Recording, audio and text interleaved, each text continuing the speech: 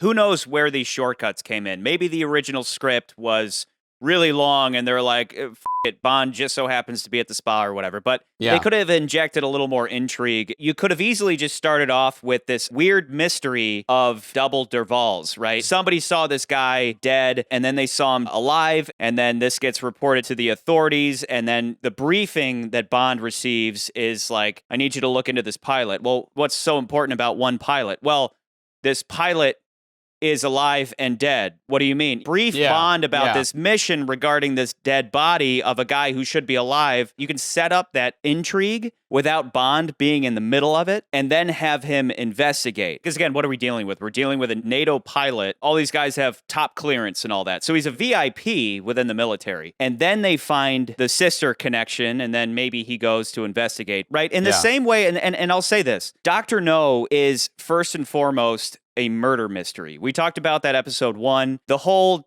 toppling rockets thing is kind of secondary and who cares ultimately. Bond is called in on a murder mystery. And so if you draw a comparison on those lines, that they're both kind of these murder mystery plots, Dr. No's makes so much more sense and doesn't cut corners and all that bullshit.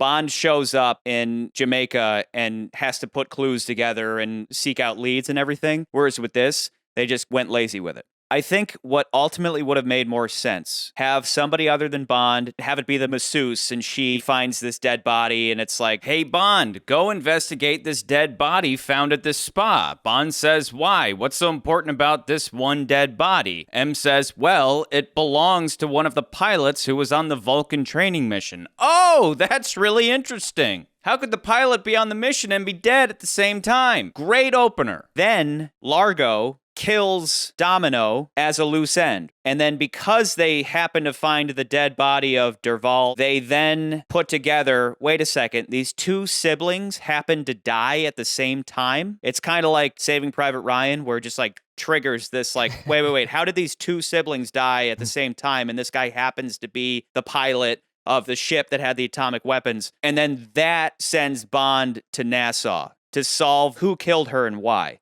Now, that means that he can't f*** her, so that's where the producers go, and then they just introduce another chick. Like, she had a twin sister that Bond can have sex with or whatever, you know what I mean? Yeah. But in the meantime, we have a more intriguing plot that makes more sense.